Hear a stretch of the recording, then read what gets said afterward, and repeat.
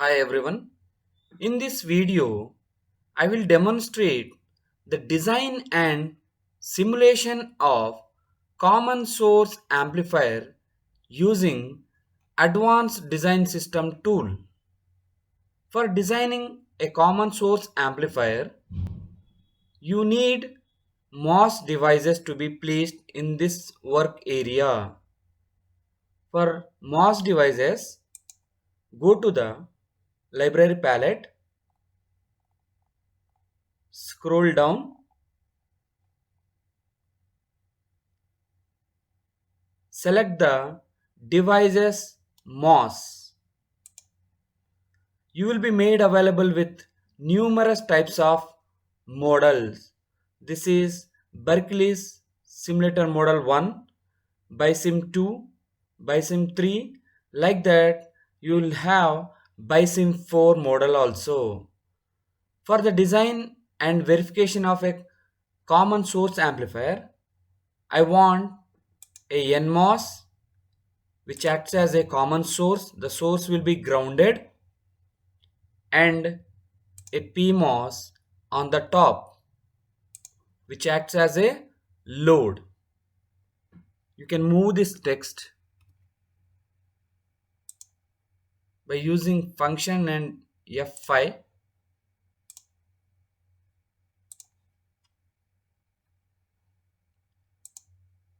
Mirror this so that the source stays on top.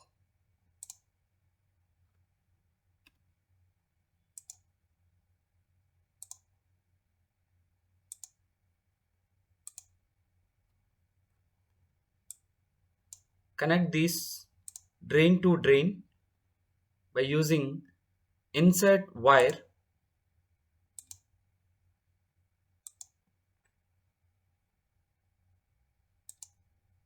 Connect the bulb with the source or body with the source.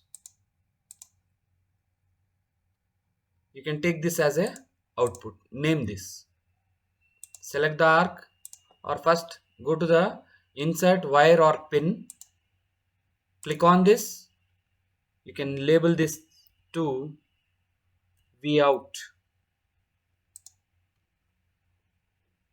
This is your input. For input, select the sources, time domain. Place the sinusoidal input because it is an amplifier. Sinusoidal. You can place here. And this is a fixed bias. For fixed bias, you can use this VDC, V underscore DC. Place this component, and one more for VDD, as we have to provide the VDD to the PMOS. Place the ground pins.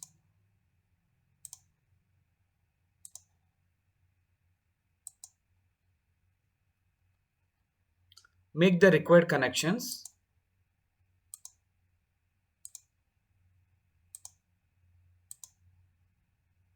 This is connected to source.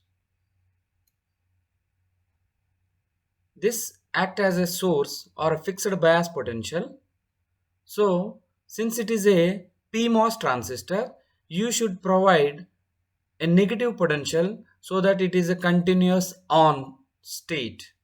It will be in a saturation state. I'll define a parameter by name VDC. I can double click on this and name VDC, whose value is -5.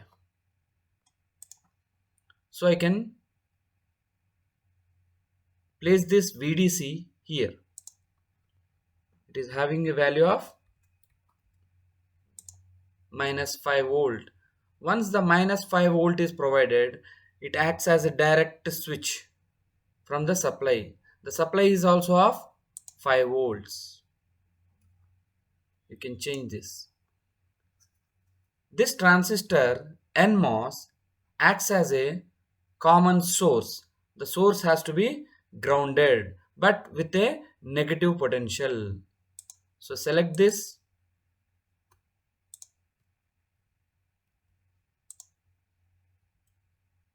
By this, what is happening is you are providing the negative voltage, because here the VDC looks like positive, but it is defined as VDC is equal to minus 5 volt. We are giving a negative potential from this side.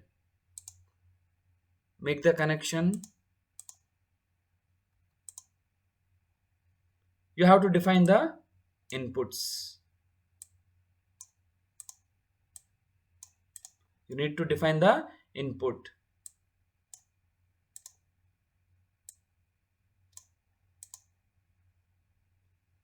Amplitude for my simulation, I'm taking it as 5 millivolts. 5 millivolts. Very low value. And the frequency of this 5 millivolt signal is taken to be 1 kilohertz with a delay of 0 nanosecond and damping factor 0. Phase shift is also 0. That signal is not having any phase shift.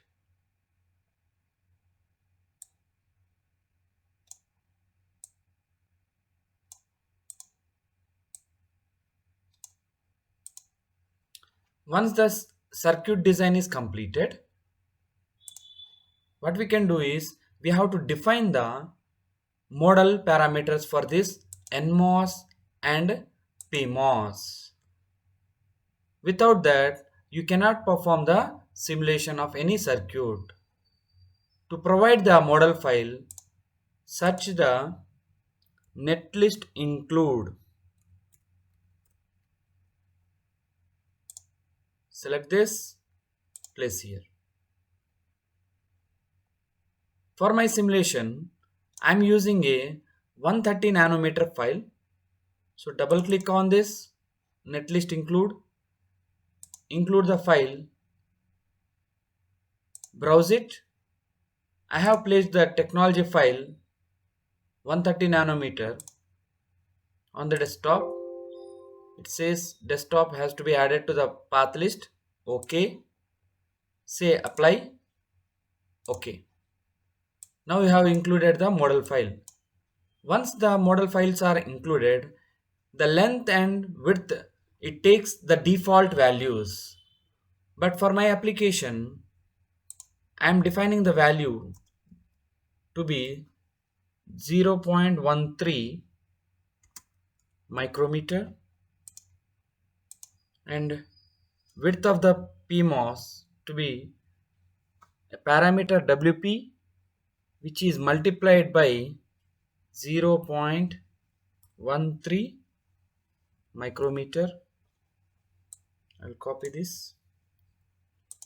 The same has to be specified for this NMOS model. I'll remove this.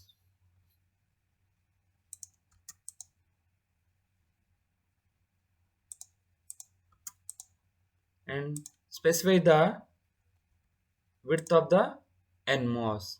Set the parameter to WN multiplied by 0.13. Until and unless you specify these parameters as variable, you will not perform the simulation. I'll show you. Then to perform the analysis, I'm using the transient.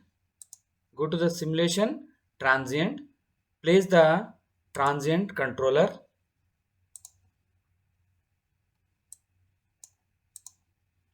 I am performing the simulation from 1 microsecond to a stop time of 5 millisecond with maximum time steps 10 microsecond with a time step of 101 points. Click OK. Since we haven't specified WP and WN variables, these are multiplying factors so that I can get a optimum performance. Try to simulate it.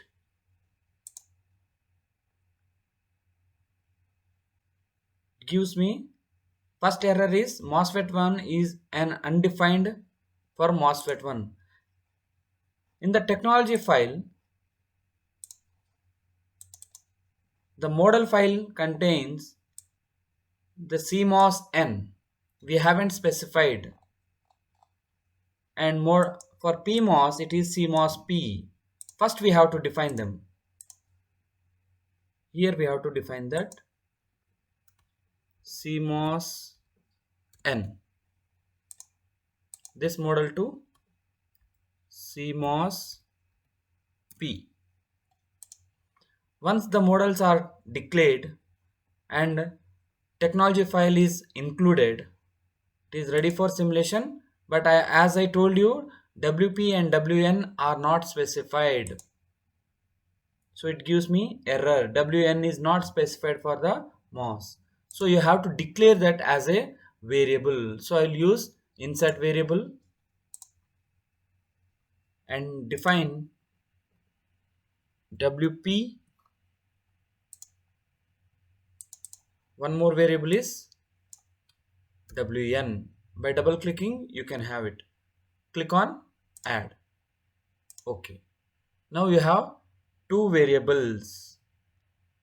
So set the WP for best performance of this amplifier.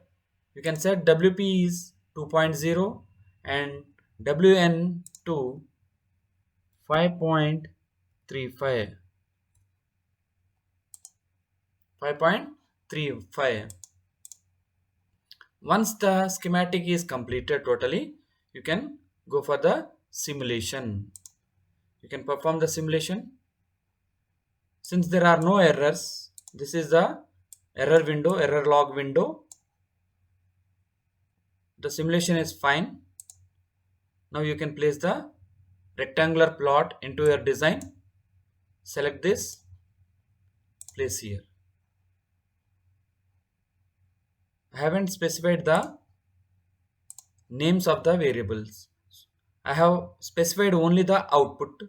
I want to specify the input to this. This is my V in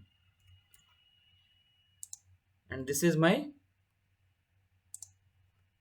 V bias. It provides a fixed potential. Save it. Again you can simulate it. Select this rectangular plot. Now you can plot V in and V out. It is okay.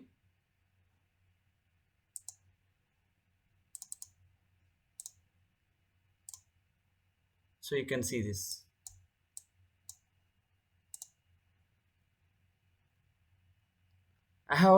This is the input signal.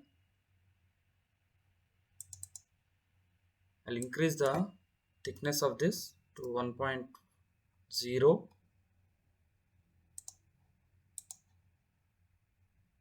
Double click on it. This also 1.0.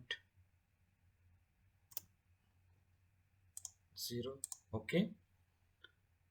You can see this. I have specified the input with an amplitude of 5 millivolts. At the output, I have 5 plus 5, negative 5 millivolts and positive 5 millivolts. In total, it is 10 millivolt input signal. Here, you can see the phase shift.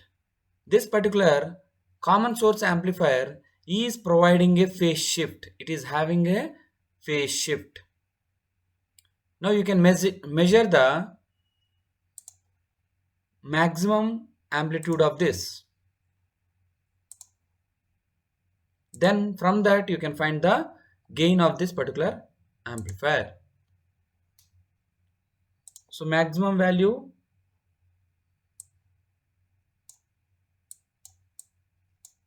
you can see this. M1 is 2.873 and M2 is having a minimum value of 2.848. So you have to subtract 2.873 minus 2.848. So I'll use a calculator for this.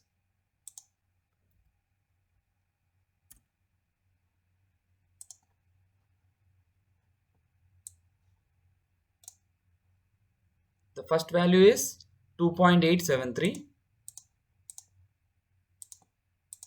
minus 2.84, sorry, 2.848. The difference is this. That means it is around 25 millivolts. 25 millivolts. What I have applied, it is a signal of 10 millivolt. Output you are getting as 25 millivolt. If I divide it by, so I can say by 10 millivolts. So this is 25. This is 25 millivolts. 25 millivolts divided by 10 millivolts. It will give you 25 divided by 10. So the gain of this particular amplifier is 2.5. For a 10 millivolts input signal, it is multiplying by 2.5 times this signal you are getting. Likewise, you can increase the amplitude. You can increase the amplitude and you can check the result. Simulate it. The value have changed. You can change that.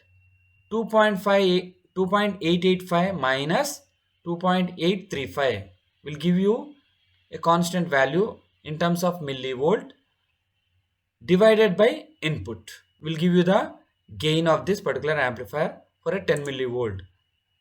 Now if I change the frequency of this, earlier I have used only frequency of 1 kilohertz.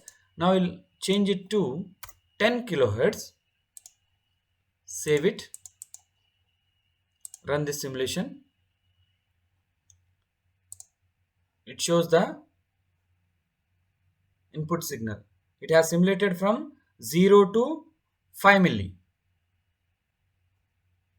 I can enlarge this.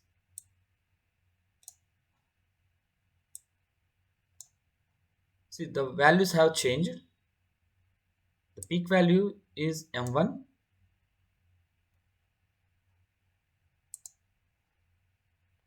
And the minimum value is this. From this also, nothing, the value has not changed here, 2.885. Even though the frequency of the signal has changed, the gain remains 2.5 for this particular CS amplifier. This is how you perform the simulation and design of a common source amplifier using advanced design system tool. So I'll save it. So this is the output result for this common source amplifier. Thank you.